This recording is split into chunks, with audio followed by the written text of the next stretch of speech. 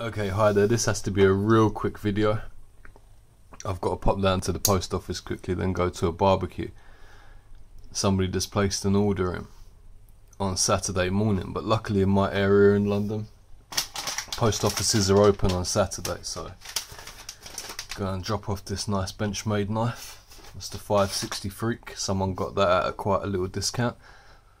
That's quite good. Anyway, right here we've got a Coke bottle handled style Joseph Rodgers knife from the 1950s, and if you look, it even has the cap style bolster there, so it looks just like an old school Coca-Cola bottle. Lovely composite handles actually. The composite they used back then in the like 40s, 50s, 60s, 70s, I think all the way up to like the 80s, they stopped using this type of stuff. It's much better than the modern stuff like FRN and that. This stuff actually has traction and it looks just like horn. If you look at it, it's got quite the horn sheen to it, and it takes dings, like small little dings. It takes dings similar to how horn does as well. Anyway, nice Joseph Rodgers knife here. Get a little look at the tang stamp if I can.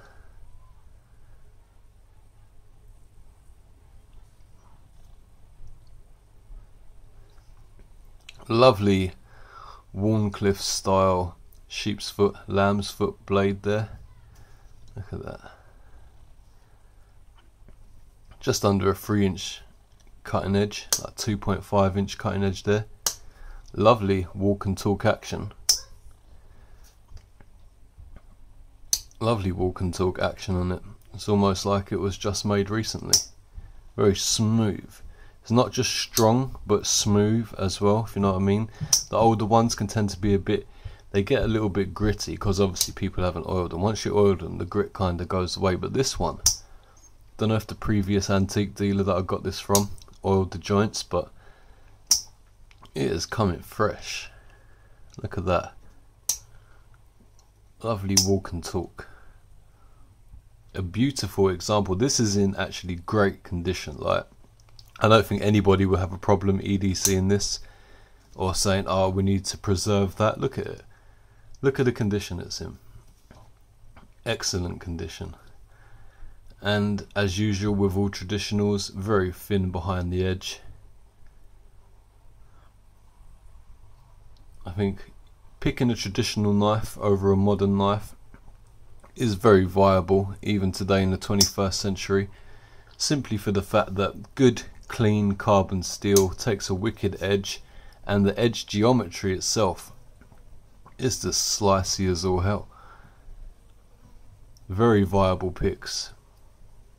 A lot of people might think they're outdated. I don't think so. Not until modern knives have all... Oh, you like it too then, do you, Fly? The Fly approves of the Joseph Rodgers. But anyway, not until modern knives start knocking their edge geometry down a bit will they compete with traditionals in the slicing comparison. So I think owning and using a traditional knife still has its merits today, not just for the vintage cool factor that they are one-off items and you might be using a knife that nobody in the world is currently using, whereas if you buy like a Delica, a PM2, or even some of the modern traditionals from like Lion Steel, Masserin, companies like that, you know, hundreds and thousands of other people are taking those. Don't get me wrong, I still love a modern knife. I still collect and use modern knives, but got one in my pocket right now actually. But there is a charm and a functional beauty of the traditional, and part of the functional side, beg my pardon, is the thin edge geometry. They lack the pry bar effect that modern knives have. You do get some good slicers like Three Rivers, some certain Spyderco's, Chaparral de Delica, Opinels. Well, Opinel's kind of still traditional, but you know what I'm saying. Some modern knives are going in the slicey direction, but most of them not so much, not so much. The traditional still outcuts the modern knife when it comes to edge geometry. Like, this knife is not even sharp. As I'm right next to the fruit bowl here, let's get a tiny little apple out. This knife is not even really sharp. I haven't really even sharpened it yet, but it's still super slicey, even though it's not even sharpened. Look at that. This probably hasn't been sharpened in like, what, how long? 30-40 years, and it's still gliding through, and it's not pushing it apart because it's so thin. Let's wipe that down quickly, because the fruit can be acidic, and even though it does leave a nice patina, I would like to leave it in the condition that it's in. A lovely blade here. Let's just neutralize that quickly.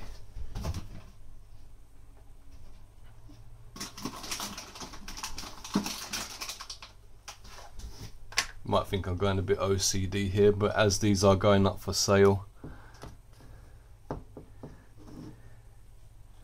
that's a bit of sodium bicarbonate there, bit of old baking soda.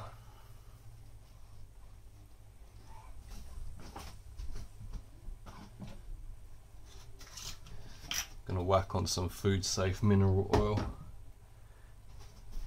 just a little light coating of it. Don't want this arriving in the post to somebody and it has active rust on it. That's the last thing you want to see in a knife that you've just ordered.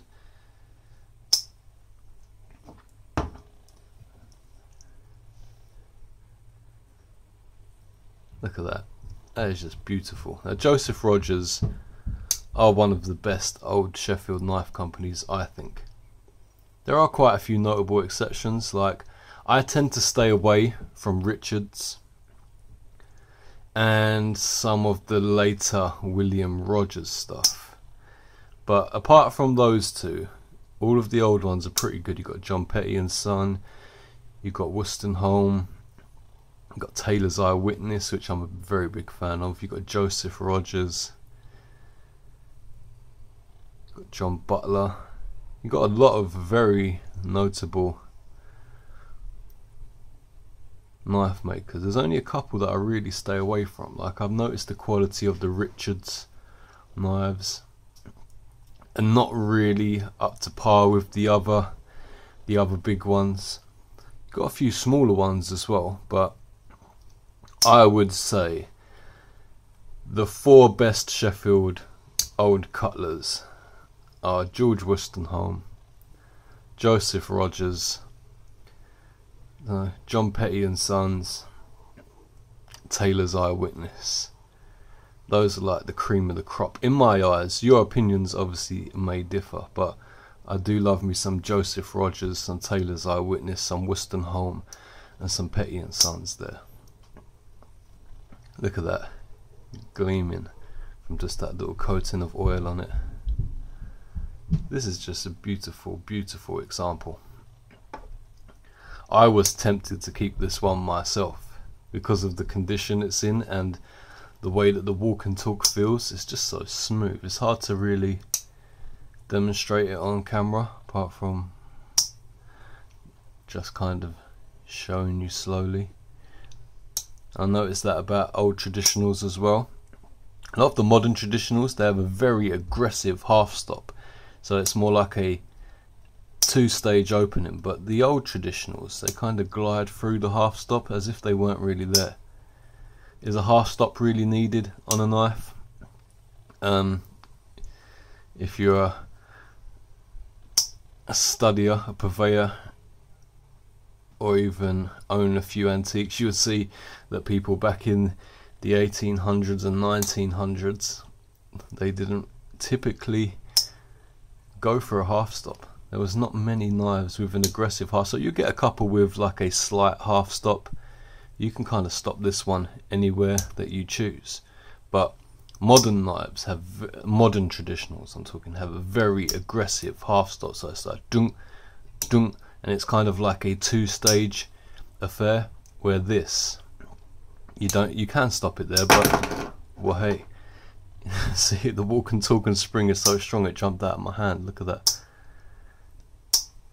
But yeah, you can just pull it all the way out, and it's more of a pleasant experience to open it. And you don't really have to worry about closing on your hands, because they all have little things here which you put your finger up against. It stops it. And obviously when you're closing it, you should never have your fingers over here anyway. So, I don't know. Half stops are okay, but you can do without them. You can do without a half stop. Look at that beautiful knife. It's kind of got a patina, but not really. It doesn't look like, to be honest, this blade was used much. The owner of this knife probably had a few, or maybe he saw this one as something special and kept it aside. Because there are a lot of cheaper options than a Joseph Rodgers back in the day. Like now you can grab them for quite inexpensive, but I would think back in their day, having a George Wostenholm, a Taylor's Eyewitness, a Joseph Rodgers, a Petty & Sons like premium knife, it's going to cost quite a fraction of your weekly wages if you're just like a working class person in Great Britain. These were not cheap items, especially for their day and age. They didn't have much earnings to spend on pocket knives, so if you owned like a top Sheffield brand knife back in the day, it was probably something that you would look after. So this person has obviously looked after this. Anyway, I have to go down to the post office and deliver this. I'm just getting chitty chatty too much. Right, see you guys next time. Hope you enjoyed this Joseph Rodgers lambsfoot Coke bottle style knife from the 1950s. I'll be putting this up on my shop now. I'll see you guys next time.